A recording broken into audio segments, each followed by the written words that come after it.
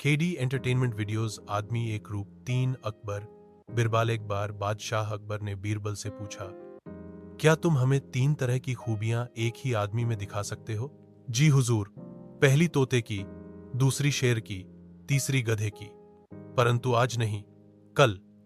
बीरबल ने कहा, ठीक है, तुम्हें कल का समय दिया जाता है। बादशाह ने इजाजत देते हुए कहा।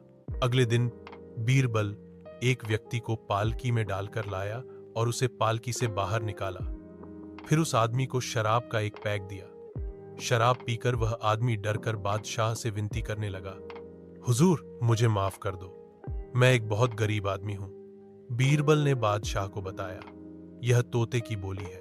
कुछ देर बाद उस आदमी को एक पैग और दिया तो वह नशे में बादशाह से बोला, अरे जाओ, तुम दिल्ली के बादशाह हो तो क्या, हम भी अपने घर के बादशाह हैं, हमें ज्यादा नखरे मत दिखाओ।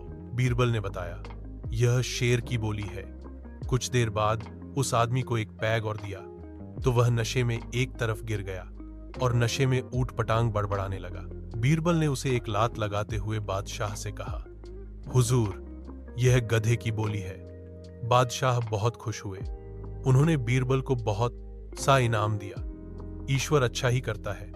अकबर, बीरबल एक ईमानदार तथा धर्म प्रिय व्यक्ति था। वह प्रतिदिन ईश्वर की आराधना बिना नागा किया करता था। इससे उसे नैतिक व मानसिक बल प्राप्त होता था। वह अक्सर कहा करता था कि ईश्वर जो कुछ भी करता है मनुष्य के भले के लिए ही करता है।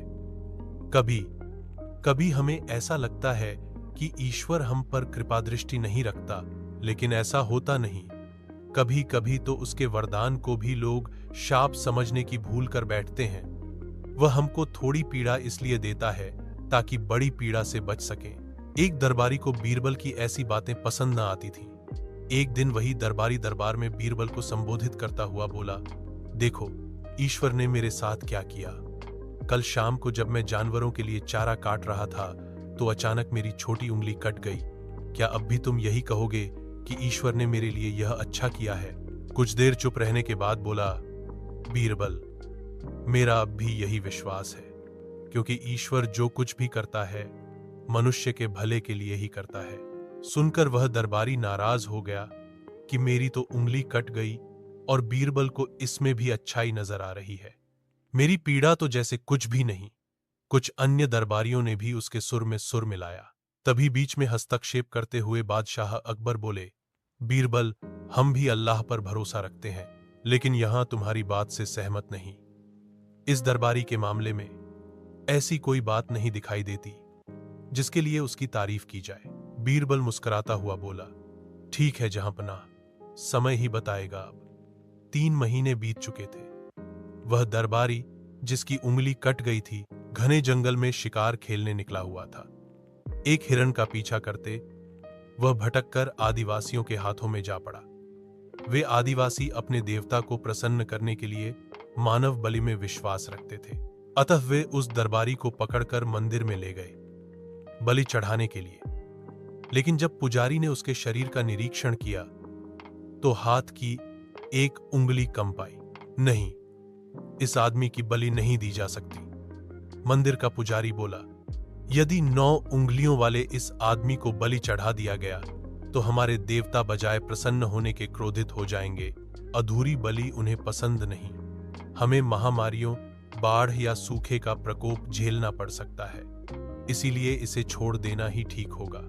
और उस दरबारी को मुक्त कर दिया गया। अगले दिन वह दरबारी दरबार में बीरबल के पास आकर रोने लगा। तभी बादशाह भी दरबार में आ पहुंचे और उस दरबारी को बीरबल के सामने रोता देखकर हैरान रह गए। तुम्हें क्या हुआ? रो क्यों रहे हो? अकबर ने सवाल किया। जवाब में उस दरबारी ने अपनी आपबीती विस्तार से कह सुनाई। वह बोला, अब मुझे विश्वास हो गया है कि ईश्वर जो कुछ भी करता है मनुष्य के भले के लिए ही करता है। यदि मेरी उंगली न कटी होती तो निश्चित ही आदिवासी मेरी बलि चढ़ा देते। इसीलिए मैं रो रहा हूं, लेकिन ये आंसू खुशी के हैं। मैं खुश हूं क्योंकि मैं जिंदा हूं। बीरबल के ईश्वर पर विश्वास को संदेह की दृष्टि से देखना मेरी भूल थी। अकबर ने मंद मंद मुस्कुराते हुए दरबारियों की ओर देखा जो सिर झुकाए चुपचाप खड़े थे। अकबर को गर्व महसूस हो रहा था कि बीरबल जैसा बुद्धिमान उसके दरबारियों में से एक है।